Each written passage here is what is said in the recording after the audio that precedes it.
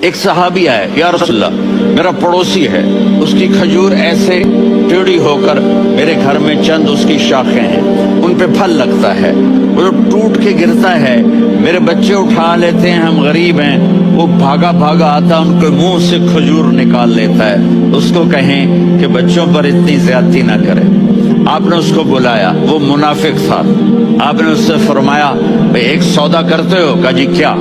کہا یہ کھجور مجھے دے دو اور اس کے بدلے جنت میں کھجور لے کے دوں گا۔ وہ کہنے لگا یا رسول اللہ یہ اصل میں میرے بچوں کو بہت پسند ہے، کوئی اور کھجور ہوتی میں دے دیتا، یہ تو میری معذرت ہے۔ وہ تو منافق تھا، اٹھ کے چلا گیا۔ ایک صحابی بیٹھے تھے، وہ کہنے لگے یا رسول اللہ اگر میں وہ کھجور لے کے دے دوں تو مجھے جنت میں لے دیں گے؟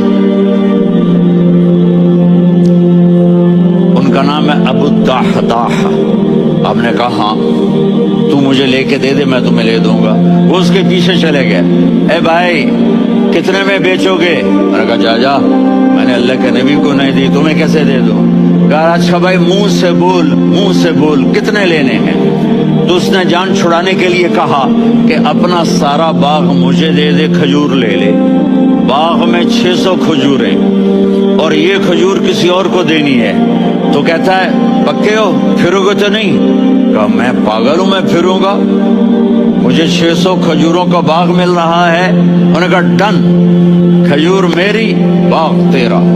وہ بھاگے بھاگے آئے، یا رسول اللہ میں نے سودا کر لیا۔ کہا کیسے کیا؟ کہا سارا باغ دے کے کھجور لے لی۔ آپ نے کہا پھر میرا سودا بھی بدل گیا۔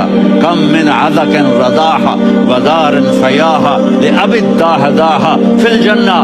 میرے ساتھی میں اپنی آنکھوں سے دیکھ رہا ہوں کہ اللہ نے تیرے لیے جنت میں ایک گھر نہیں محل بنا دیے، سینکڑوں، اور ایک باغ نہیں ہزاروں باغ تیرے لیے تیار کر دیے۔ یہ ہے ایمان کی نشانی، یہ ہے محبت کی نشانی۔